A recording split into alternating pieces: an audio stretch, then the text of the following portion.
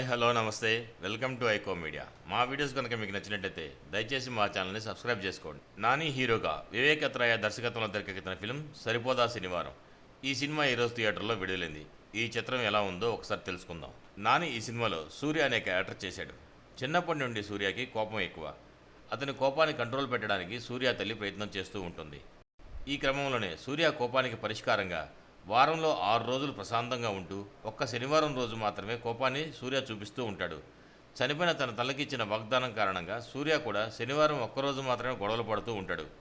ఆ తర్వాత జరిగిన కొన్ని నాటకీయ పరిణామాల నేపథ్యంలో సూర్య కానిస్టేబుల్ చారులత ప్రియాంక మోహన్లో ప్రేమలో పడతాడు.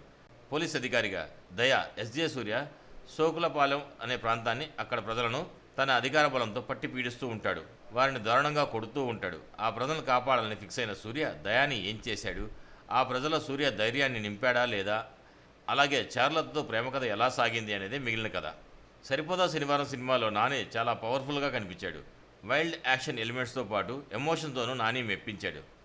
ముఖ్యంగా తన పాత్ర పరిస్థితులకు తగ్గట్టుగా వేరియేషన్స్ చూపిస్తూ నాని నడిచిన విధానం ఆకట్టుకుంటుంది. తన బాడీ లాంగ్వేజ్లను అలాగే యాక్షన్ అండ్ ఎమోషనల్ సీక్వెన్స్లను తన న్యాచురల్ లుక్స్తో నాని సినిమాకే హైలైట్గా నిలిచాడు.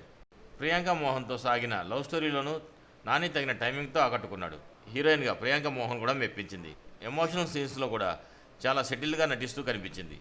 కీలక పాత్రలు నటించిన ఎస్జే సూర్య కూడా మెప్పించాడు. ఎస్జే సూర్య మురళీ శర్మ మధ్య వచ్చే సన్నివేశాలు బాగున్నాయి. హీరో తండ్రి పాత్రలో కనిపించిన సాయి కుమార్ పాత్ర కూడా పర్లేదనిపించింది. మురళీ శర్మ, అజయ్ ఘోష్ లాగే మిగిలిన నటీనటులు కూడా తమ పాత్రలకు పరిధి మేరకు బాగా నటించారు. దర్శకుడు వివేక్ అత్రేయ రాసుకున్న action episodes and emotional scenes బాగున్నాయి. ముఖ్యంగా మదర్ సెంటిమెంట్ చాలా బాగుంది. అలాగే నాని అభిమానులు దృష్టిలో పెట్టుకుని ఈ చిత్రాన్ని కూడా దర్శకుడు తెరకెక్కించాడని చెప్పొచ్చు. నాని చేసిన సూర్య పాత్రను, ఆ పాత్ర తాలూకు మదర్ సెంటిమెంటు మరియు కోపాన్ని చూపించే శనివారాన్ని బాగానే డిజైన్ చేసుకున్న డైరెక్టర్ కొన్ని చోట్ల స్క్రీన్ ప్లేలో మాత్రం ఆ స్థాయికి తగ్గ ట్రీట్మెంట్ని రాసుకోలేదని చెప్పొచ్చు. సెకండ్ హాఫ్లో కొన్ని చోట్ల కథనాన్ని ఇంకొంచెం ఇంట్రెస్టింగ్గా రాసుకొని ఉంటే బాగుండేది. అలాగే హీరోయిన్స్ మధ్య ఉన్న ప్రేమ కథ చాలా నార్మల్గా వెళ్ళిపోయిందనే చెప్పొచ్చు.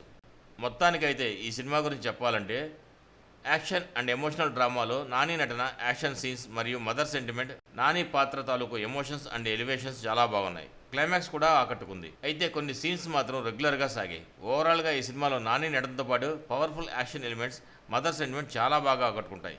మొత్తానికి ఈ సినిమాను ప్రేక్షకులను బాగానే ఆకట్టుకుంటుందనే చెప్పొచ్చు. మరిన్ని టాలీవుడ్ అప్డేట్స్ కోసం మా ఛానల్ సబ్స్క్రైబ్ చేసుకోండి. మా వీడియో కనుక మీకు నచ్చినట్లయితే లైక్ చేయండి, షేర్ చేయండి. మీ అభిప్రాయాలు కూడా మా కామెంట్ రూపంలో తెలియజేయండి. మరో వీడియోలో మళ్ళీ కలుస్తాను. అంతవరకు ఉంటాను. Bye bye. జై హింద్.